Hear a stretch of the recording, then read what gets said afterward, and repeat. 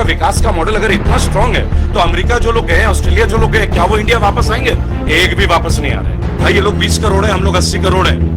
थोड़ा common sense लगा के देखना, 20 करोड़ की चमड़ी उधेड़ी जाएगी या 20 करोड़ का या 80 करोड़ का चमड़ी उधेड़ा जाएगा? किससे ज्यादा टैक्स लिया जाता है? एक बार ना जोर देना, सबसे ज्यादा कलेक्शन किनसे होता है? हम लोगों से। माइनस में लेके आ गए हम लोग, फिर भी हम लोग उन्हीं के रास्ते चल रहे हैं। 2 मोहल्ले के बाद ना हम लोगों के मोहल्ले का टारगेट है। ओ माय डॉग्स, अले ले तुम्हें अंदर नहीं आने दिया। ओ माय डॉग्स, हिंदुत्व के बात करने वाले लोग जर्मनी या फॉरेन जाते ओ माय गॉड बोल रहे हैं। जो हिंदुत्व के ब्रांड एम्बेसडर है ओ माय गॉड बोल रहे हैं। नहीं है, किसके लिए काम इन्होंने? ना दलितों के लिए, ना सवर्णों के लिए, ना युवाओं के लिए, ना युवतियों के लिए, ना देश के सैनिकों के लिए, ना पैरामिलिट्री के जवानों के लिए। सबकी पेंशन खा गए। मोदी जी में रीढ़ की हड्डी है। इनसे पूछिए अपने नेताओं की पेंशन क्यों नहीं बंद करती? देखिए, बिल गेट्स के पास अपनी एक कंपनी है, स्टीव जॉब्स के पास एक कंपनी है, मार्क जकरबर्ग के पास एक कंपनी है। अडानी जी के पास कौन है? कोई कंपनी नहीं। अडानी जी के पास मोदी जी है। अगर कागज ही प्रूफ होते हैं तो जितने भी मकान आप तोड़ रहे हैं ना, उनके बिजली के बिल हैं, उनके एमसीडी के हैं। भारत का सबसे बड़ा घोटाला आजादी के बाद फॉर्म घोटाला। ये फॉर्म बेचते हैं, निकालते नहीं है, कलेक्शन करते हैं। और मुझे तो अब डाउट है कि लीक होता है या ये लीक करवाते हैं।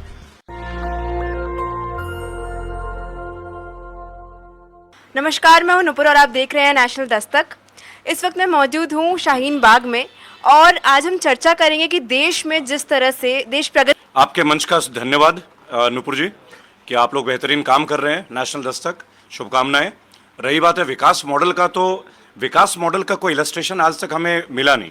अगर आप आरटीआई करेंगे तब भी नहीं मिलेगा। हाँ, अगर आप सरकारी संपत्तियों को बेचना, अगर आप लोगों के घर को तोड़ना, अगर अपराधी के बदले अपराधी की घर वालों के संपत्ति को तोड़ना और उनके घर के ऊपर दबिश देना, उनके रिश्तेदारों के यहाँ दबिश देने को विकास बोलते हैं, तो शायद भारत में ही ये विकास चल रहा है। अन्यथा विदेश में, विश्व के किसी कोने में आपको विकास मॉडल कहीं नहीं मिलेगा।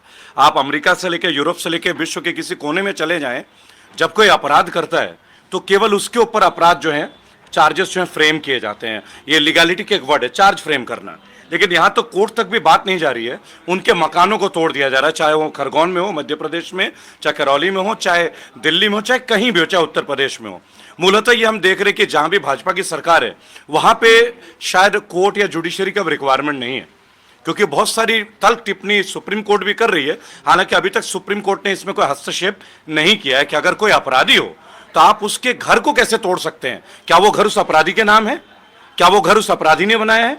और मैं तो अपराधी भी नहीं, आरोपी बोलूंगा पहले।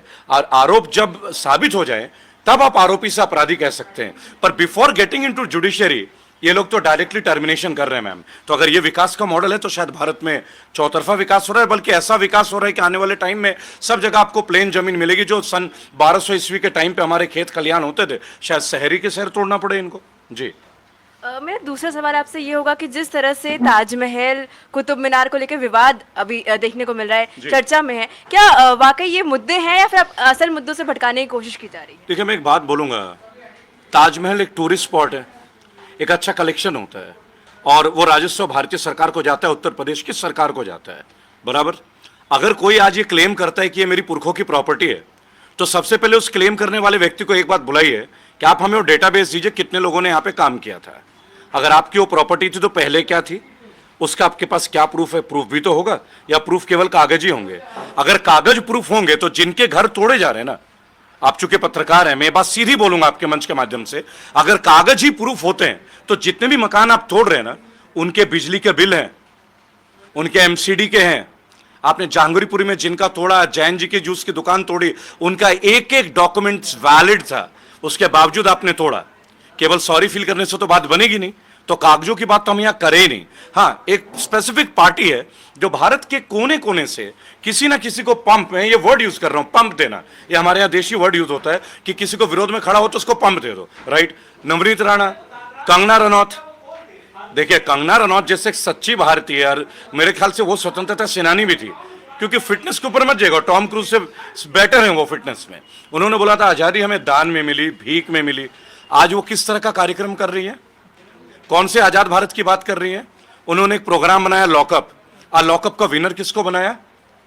मुनव्वर फारूकी, यही है ना जी, मुनव्वर फारूकी, राइट। जिनके कार्यक्रम बंद कर दिए गए, जिनके कॉमेडी के शोज कैंसिल कर दिए गए, जिन्होंने टिकट खरीदा उनके पैसे तक रिफंड होने का मौका नहीं मिला, आपने उनके कार्यक्रम बंद किए। इन्हीं लोगों ने, बजरंग दल के और अन्य लोगों, इन्हीं का जो एक पार्टी के जो लोग हैं बराबर, और उसी व्यक्ति को आप लेके आते हैं एक प्रोग्राम में और उसी को विनर बनाते हैं अपने टीआरपी के लिए। अब देशद्रोह का ये कौन सा, देशभक्ति का कौन सा पैमाना आप तय करेंगे? दरअसल कुतुब मीनार, ताजमहल, ये सब हमारे मुद्दे, जामा मस्जिद, ये सब हमारे मुद्दे नहीं है। मंदिर मस्जिद हमारे मुद्दे नहीं है। हमारे मुद्दे बहुत डिफरेंट हैं। एक्चुअल में अगर आप कंपेयर करें, हमारे मुद्दे हैं, हमारे जितने किसान हैं उनका आत्महत्या का संख्या बढ़ रहा है, हमारे यूथ फॉर्म पे फॉर्म भर रहे हैं। भारत का सबसे बड़ा घोटाला आजादी के बाद फॉर्म घोटाला। ये फॉर्म बेचते हैं, निकालते नहीं है, कलेक्शन करते हैं। और मुझे तो अब डाउट है कि लीक होता है या ये लीक करवाते हैं, क्योंकि लीक होने के बाद 3 साल तक ये एग्जाम नहीं कराते हैं, तब उन छात्रों की ओवरेज हो जाती है और फिर ये पुरानी वैकेंसी निकालते हैं। यूथ को जिन्ना मारने का इससे बड़ा कोई तरीका नहीं है, यूथ का मुंह चुप कराने का इससे बड़ा कोई तरीका नहीं है। और अब तो यह आर्मी में भी कॉन्ट्रैक्चुअल बेसिस ला रहे हैं 3 इयर्स के लिए। आप बता दीजिए, अगर आपको सब प्राइवेटाइज ही करना है, मान लीजिए आज आप एरोप्लेन में जाते हैं, मंत्रालय है ना, नागरिक उड्डयन मंत्री, सिविल एविएशन मिनिस्टर हम बोलते हैं, हमें क्या जरूरत है सिविल एविएशन मिनिस्टर की? अरे हमारे पास अपनी एक एयरलाइंस भी नहीं है, तो हम उस मिनिस्टर को पाल के क्या करेंगे भाई? जिस देश में 135 crore 5 trillion economy 10 billion economy की बात करते हैं, उस देश के पास अपना एक सरकारी विमान का जो होता है ना कंपनी, वो तक नहीं रही है। एयर इंडिया आप जानते हैं बिक चुकी है। तो फिर हम एयर लाइन के जो मिनिस्टर हैं, नागरिक उड्डयन मंत्री, सिविल एविएशन मिनिस्टर की हमें जरूरत क्या है? वो दिन दूर नहीं। मैंने आपको क्या बताया कि डिफेंस का काम, HAL, Hindustan aeronautical limited, Pawan Hans वगैरह जो हेलीकॉप्टर बनते थे, जो माता वैष्णो देवी के हमें दर्शन कराते थे पहाड़ों में हमारे बुजुर्गों को, 6 महीने पुरानी कंपनी को बेच दिया गया। यानी 40 साल का अनुभव का कोई इंपॉर्टेंस नहीं है। और जो कंपनी 6 महीने, बिल्कुल वैसी हुई कि रफाल के लिए आप अनिल अंबानी की एक कंपनी को ठेका दे रहे हैं, जो अनिल अंबानी ऑलरेडी एक बैंकरप्ट है, जो दोषी माना गया वित्तीय अनियमितताओं के लिए। तो फिर आप हल्दीराम को टैंक का काम दे दीजिए, वो भी तो लड्डू बनाती है, बड़े बड़े गोले बना ही लेंगे। प्रॉब्लम कहाँ है? अगर आपको किसी को भी डिफेंस, किसी को भी इकोनॉमी, किसी को भी डैम, किसी को भी एयरलाइंस के प्रोजेक्ट देने हैं, तो हल्दीराम कोई बुरा नहीं है। हल्दीराम के प्रोडक्ट्स तो पूरे वर्ल्ड में बिक रहा है। जो रसगुल्ला बना सकता है वो बम भी बना ही देगा भाई, दिक्कत क्या है? सर, अडानी बन चुके हैं इस वक्त विश्व के 5वें सबसे अमीर आदमी। नहीं, रॉन्ग इन्फॉर्मेशन है आपका, बिल्कुल रॉन्ग इन्फॉर्मेशन। अडानी जी नहीं बने हैं, भाजपा बनी है।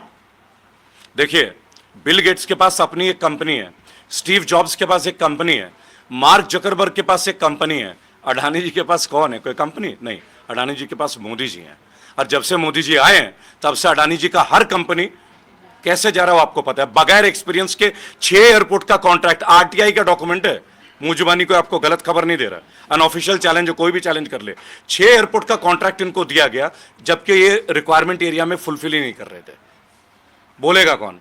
ये वो सरकार है जहां 70,000 से ज्यादा गोडाउन्स हमारे FCI के पड़े थे, लेकिन अडानी जी के गोडाउन के लिए इनको टेंशन हो रही थी। किसान को पीट पीट के बताया जा रहा था ये तुम्हारे लिए है, ये बिल हम तुम्हारे लिए है, तुम इससे ले लो नहीं तो पिटोगे। लेकिन कैसे ये वापस हो? लेकिन मुझे लगता है कि शायद अभी भी किसान बिल भी हटा नहीं है, अभी भी कोई डॉक्यूमेंटेशन एज सच नहीं हुआ है। अभी ताजमहल की बात है, फिर से किसान बिल लाएंगे, क्योंकि जो बिल्डिंग अडानी जी बना रहे हैं पानीपत में रुका थोड़ी है, कंस्ट्रक्शन तो अभी भी चल रहा है। जब किसान बिल अगर कैंसिल हो गया होता है तो कंस्ट्रक्शन क्यों जारी है? जी सर, इस देश को 2 लोग बेच रहे हैं और 2 लोग का विकास हो रहा है। वो 2 लोग आपको बताइए, मोदी जी, अमित शाह, किस तरह से वो लगातार पूंजीपतियों के हाथ में इस देश को बेचा जा रहा है, प्राइवेटाइजेशन की जा रही है। एक जो क्वेश्चन है ना, ये पूरा माहौल इस वक्त मोदी जी से संबंधित है ही नहीं। ये संबंधित है मेरे, आपके और उन तमाम लोगों के जो इस वीडियो को सुन रहे होंगे, जो हमारी तरह होंगे, जो साधारण परिवार से संबंध रखते हैं। उन सब लोगों को ना 1-2 क्वेश्चन अपने आप से पूछने की जरूरत है। अगर अब नहीं पूछेंगे तो शायद कभी हमें पूछने का टाइम मिलेगा भी नहीं। कि हमारे सारे सरकारी विभाग बंद किए जा रहे हैं, BSNL के लाखों करोड़ों की प्रॉपर्टी सीज, LIC का IPO, समझिएगा जो प्रॉफिटेबल है, ONGC, steel authority of India limited, ये तमाम चीजों को नीलाम करके। और एक ऐसा प्रश्न है कि अगर सच में भारत इतना विकास कर रहा है, डेवलपमेंट कर रहा है, तो ये, और ये मोदी जी खुद बोलते हैं गुजरात मॉडल। आप बता दीजिए, अफ्रीका से, अमेरिका से, ऑस्ट्रेलिया से गुजरात के कितने इन्वेस्टमेंट वापस इंडिया में वापस आ गए? एक NRI का नाम बता दीजिए जो फॉरेन कंट्री को छोड़ के इंडिया में वापस आके सेटल हो गया होगा? एक भी नहीं। लेकिन प्रतिदिन गुजरात से 100 लोग अमेरिका जा रहे हैं। तो अगर भारत में विकास हो रहा है तो लोग भारत छोड़ के क्यों जा रहे हैं? अगर भारत में विकास हो चुका है तो लोग भारत में लौट के क्यों नहीं आ रहे हैं? ये सवाल हमें पूछना होगा। मोदी जी का विकास का मॉडल अगर इतना स्ट्रांग है तो अमेरिका जो लोग गए हैं, ऑस्ट्रेलिया जो लोग गए हैं, क्या वो इंडिया वापस आएंगे? एक भी वापस नहीं आ रहे हैं। लेकिन विकास हो रहा है, ये हमें पता चल रहा है। तो विकास आप ग्राउंड लेवल पे कंपेयर कीजिए। हम पहले 56,000 के कर्ज पे थे, अब 1 लाख रुपए से ऊपर एक भारतीय पे कर्ज है। हम कोई भी प्रोजेक्ट ले रहे हैं, वर्ल्ड बैंक से लोन ले रहे हैं। अगर हमारे पास 10-10 लाख डॉलर पड़े हुए हैं तो हम वर्ल्ड बैंक से उधार ही क्यों ले रहे हैं? ये उधार की जिंदगी किस बात के लिए? ये जो पाकिस्तान, ये जो श्रीलंका आज जो नीलाम हो रही है, क्यों हो रहा है? क्योंकि इन्होंने वर्ल्ड बैंक से, चाइना से लोन ले लिया है। भारत लोन में पीछे है क्या? आपको बता दें, हम भी पीछे नहीं है। हम श्रीलंका से रेस जीत लेंगे, हम फर्स्ट आएंगे ma'am. We will be first. World में सबसे ज्यादा लोन लेने वाले में आप देख लेना, क्योंकि मांगने की आदत तो हमारे प्रधानमंत्री जी को है ही ना। सब्सिडी दे दीजिए, मत लीजिए। अब रेलवेज में जो वरिष्ठ लोग थे, वरिष्ठ उम्र के सीनियर सिटीजन, उनकी सब्सिडी भी बंद कर दी गई। भाई मोदी जी की माता जी को तो ट्रेन में जाने की जरूरत नहीं है ना, प्रधानमंत्री है। हेलीकॉप्टर डायरेक्ट हो जाएगा, चार्टर्ड प्लेन हो जाएगा। हर कोई प्रधानमंत्री है क्या? किससे पूछ के हमारी सब्सिडी बंद हो गई? जो लोग साधारण परिवारों को थे, अगर साल में 2 बार अपने बच्चों से मिलने जाते, 5-5 हजार का रिलैक्सेशन था, मोदी जी ने वो तक बंद कर दिया। किस युवा के लिए मोदी जी ने अच्छा काम किया है? किस बुजुर्ग के लिए अच्छा काम किया है? एफडी पे इन्होंने टैक्सेस लगा दिए, रेट ऑफ इंटरेस्ट घटा दिए, बैंक में लोन बढ़ा दिए, आरबीआई ने रेपो रेट बढ़ा दिए। एक काम बता दीजिए, घरेलू के महिलाओं के लिए बोलते अच्छा काम किया है, घरेलू गैस की कीमतें बढ़ा दिया, आंगनबाड़ियों को आज तक तनख्वाह नहीं मिलती, कोरोना वॉरियर्स को नौकरी से निकाल दिया जाता है बराबर। एक भी सफाई कर्मचारी को प्राइवेटाइज कॉन्ट्रैक्टर के अलावा कोई रास्ता नहीं है। किसके लिए काम इन्होंने? ना दलितों के लिए, ना सवर्णों के लिए, ना युवाओं के लिए, ना युवतियों के लिए, ना देश के सैनिकों के लिए, ना पैरामिलिट्री के जवानों के लिए। सबकी पेंशन खा गए। मोदी जी में रीढ़ की हड्डी है। इनसे पूछिए अपने नेताओं की पेंशन क्यों नहीं बंद करते? 6 पेंशन इनके नेता खाते। देश का पूरा पैसा जहां कर, अगर इनमें सच में रीढ़ में दम हो ना, इनके बैकबोन में, अगर इनके अंदर, if you have got spine, आप बताइए भारत के कितने नेताओं की शेल कंपनीज है? आप बताइए, आप परिवारवाद के ऊपर बात करते, बताइए राजनाथ सिंह का बेटा कैसे बन जाता है एमएलए? बताइए कि अनुराग ठाकुर किसके बेटे हैं? सीएम के बेटे हैं, तब जाके आपके माउस स्पीकर बनते हैं। बताइए जो सिंधिया जी हैं, ज्योतिरादित्य सिंधिया, कांग्रेसी थे। कांग्रेसी तो चोर होते हैं। आपके मंत्रिमंडल में चोर क्या कर रहे हैं? जितिन प्रसाद तो चोर रहा होगा अगर वो कांग्रेस में था, तो आपके मंत्रिमंडल में क्या कर रहे हैं? कोई पैमाना नहीं है। सब पॉलिटिकल पार्टीज को प्रेशर देके, मायावती जैसे लीडर चुप हो गए, अखिलेश यादव को हरा दिया गया इलेक्शन में। आप समझिए, अन्य पार्टी के नेताओं के पंप तोड़े जाते हैं, सब तोड़े जाते हैं। एक भी भाजपा के नेता का घर से कोई पैसा मिला है? ईडी का छापा पड़ा है? लेकिन नहीं, नवनीत राणा जैसे लोगों को पॉपुलर किया जाएगा, कंगना रनौत के जैसे लोगों को पॉपुलर किया जाएगा, और नुपुर जी, मेरे और आपके जैसे लोगों को ये अगेन बताया जाएगा कि तुम्हारा दुश्मन गरीबी नहीं है, महंगाई तुम्हारा दुश्मन नहीं है, बेरोजगारी तुम्हारा दुश्मन नहीं है, तुम्हारे दुश्मन है मुसलमान। समझिएगा, इससे बड़ा वर्सटाइल फैक्ट कोई नहीं है। और मैं तमाम अपने हिंदू भाई बहनों से एक बात अपील करूंगा, हाथ जोड़ के, भाई ये लोग 20 करोड़ हैं, हम लोग 80 करोड़ हैं, थोड़ा कॉमन सेंस लगा के देखना। 20 करोड़ की चमड़ी उधेड़ी जाएगी या 20 करोड़ का या 80 करोड़ का चमड़ी उधेड़ा जाएगा? किससे ज्यादा टैक्स लिया जाता है? एक बार ना जोर देना। सबसे ज्यादा कलेक्शन किनसे होता है? हम लोगों से। और हमें यह बताया जा रहा है कि हमारे दुश्मन वो है। कोई हमारा दुश्मन नहीं है। हमारा जो दुश्मन होगा ना, हम निपटा लेंगे। उसके लिए हमें मोदी जी की, अखिलेश जी की, केजरीवाल जी का, राहुल गांधी की जरूरत नहीं है। जब हमारे घर पे कोई बात आएगी तो ये 4 लोग आते हैं क्या हमारी मदद के लिए? हमारे अपने पड़ोसी आते हैं, हमारे अपने भाई आते हैं। आपसी भाईचारा मत खराब कीजिए। आप जाते हैं मंदिर, आप जाते हैं मस्जिद, रात में वही रुकते हैं क्या? कोई नहीं रुकता। गौर से सुनिएगा, सब अपने घर में ही सोते हैं। अपनी घर की जरूरतों को समझे, अपने परिवार की जरूरतों को समझे। नहीं समझेंगे तो आप घर के लायक नहीं रहेंगे। इन्होंने बोला था ना, घर से बाहर मत निकलो, हम रोड, ये हमें सड़कों पे ही ले आए। अब रोड के लाने की क्या जरूरत है? जी।